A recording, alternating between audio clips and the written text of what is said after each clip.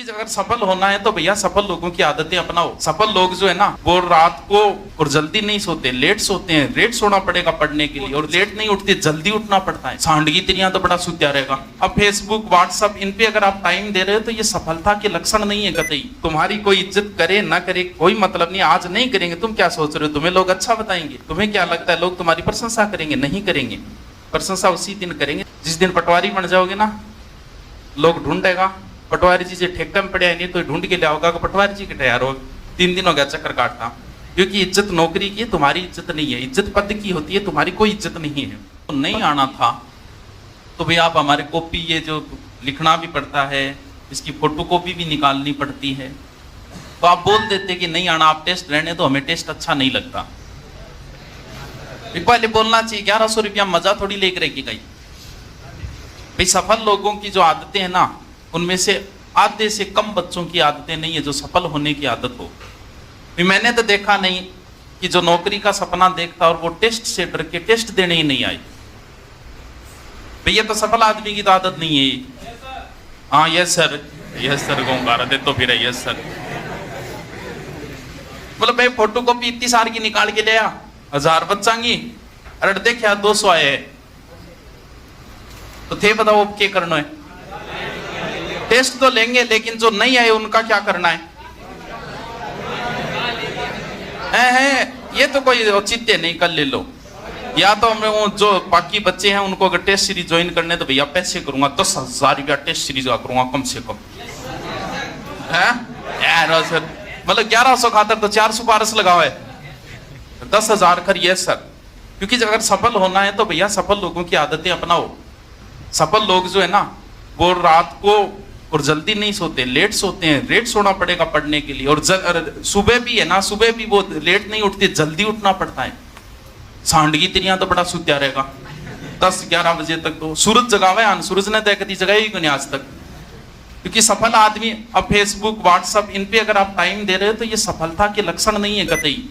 सफल आदमी, अभी आप कई बार अब क्या सेकंड ग्रेड फर्स्ट ग्रेड की भर्ती आई है, तो देखिए फेसबुक पर ज्ञान देखिए, पोस्ट डालेंगे कि बताइए सेकंड ग्रेड के साथ लड़कों के भी फोन आते हैं, सहराते हैं, कहते हैं कि हमें भी आपकी तरह बनना है। पहले ऐसा नहीं था, पहले लोग विरोध करते थे। मतलब अचानक से जज्बात बदल गए, हौसला बदल गए, ये बदल गया, वो बदल, मतलब रिजल्ट आते ही सब कुछ बदल गया लोगों का।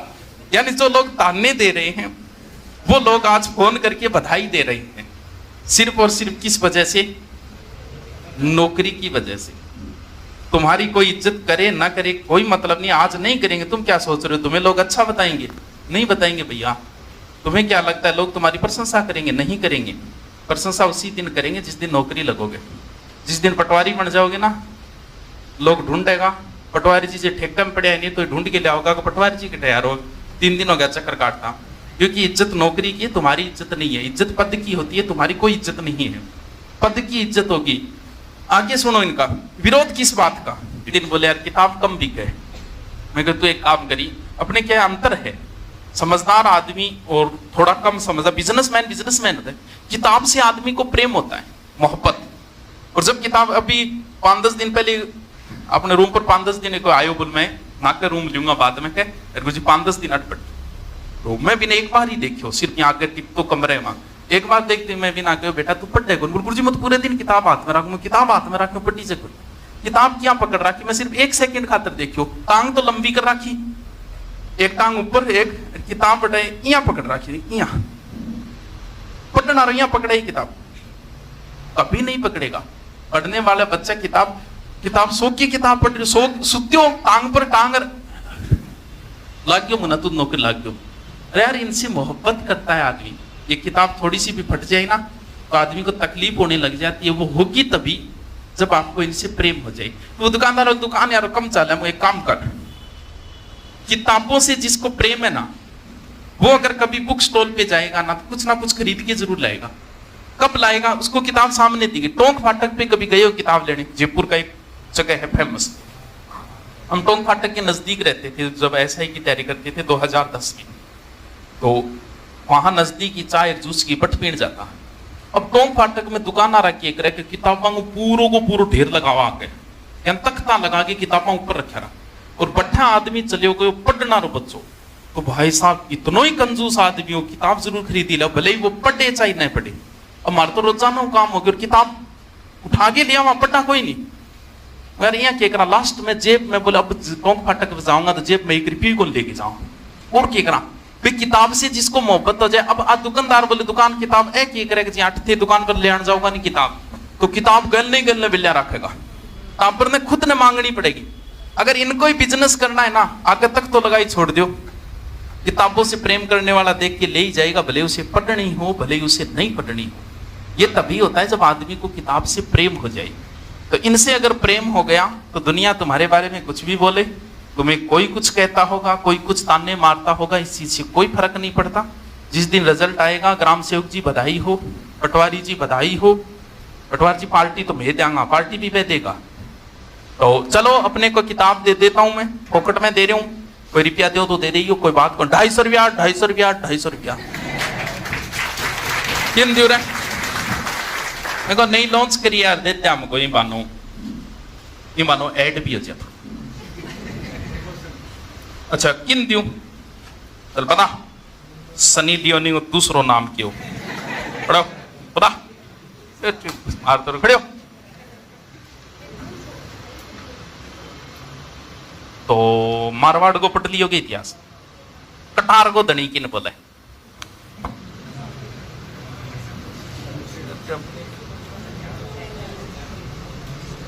थाने एक बात बताओ, दिन में कितनी बार याद आवे कि मैं पुलिस की या ग्राम सेवक की तैयारी करना है। ब्रूस ली नाम का एक एक्टर हुआ था, ब्रूस ली कभी नाम सुना हो? उसने 1970 में और ये सोचा था कि मैं 80 तक बहुत बड़ा एक्टर बन जाऊंगा। मार्शल आर्ट था, अमेरिका का था, बाद में चाइना में वो बड़ा फेमस हुआ था। तो बार बार किसी चीज को याद करवाना जरूरी है, क्योंकि हम भी हनुमान जी की तरह भूल जाते हैं, हमारे अंदर ताकत कितनी है। तो कोई ना कोई जामवत चाहिए याद रहे। उसने क्या हुआ, एक लेटर लिखा और जेब में डाल लिया कि मुझे 1980 में एक बेहतरीन एक्टर बनना है। यानी उसने जेब से हटाया ही नहीं था, वो जेब में जल्दी हाथ डालो डालता ही वो लेटर याद आ जाता। हर जी ऐसे के काम कर रखे थे जगह था नहीं याद आवे। सामने फोटो टांग लेना किसी पुलिस वाले का, नहीं टंगे ना, सर पुलिस वाला कौन, कोई ईमानदार नाम बताओ। दिनेश है मैंने गूगल पे, फिल्मों में देखा होगा सिंघम, आपने फिल्मों में सुना होगा सिंघम, रियल सिंघम है वो दिनेश एमएन। कांपते हैं लोग जब दिनेश एमएन का नाम सुनते हैं ना, तो रिश्वत को सोचते हैं कि अब कुछ दिन हम रिश्वत नहीं लेंगे, वो आए हुए हैं। लगा लेना सुबह सुबह जब भी देखो ना, तब आपको लगना चाहिए कि हाँ मैं भी पुलिस की तैयारी कर रहा हूँ। हाँ तो याद ही कौन, याद दिलवाना पड़े भाई जी थी पुलिस की तैयारी करो, थोड़ा पढ़ दो। पता कौन है कटार वो धनी, कौन है? आसनाथ कटार को धनी है। आसनाथ कौन सा राजा जी होएगा?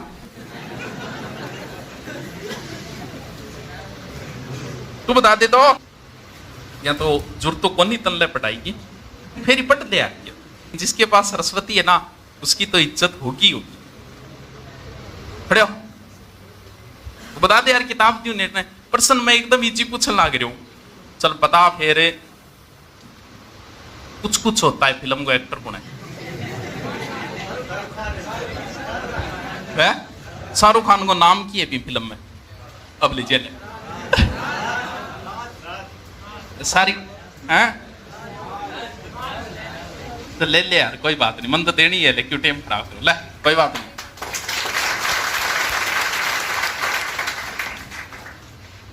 हेमू जिस हाथी पे चढ़ के लड़ने के लिए गया था उसका नाम बताओ, हाथ ऊपर कर लो, ले लो। पानीपत का द्वितीय युद्ध। हेमू बहुत बड़े लश्कर और जखीरे के हाथियों के जखीरे के साथ गया था वहां लड़ने के लिए, और हेमू जिस हाथी पर बैठ के गया था उसका नाम बताओ।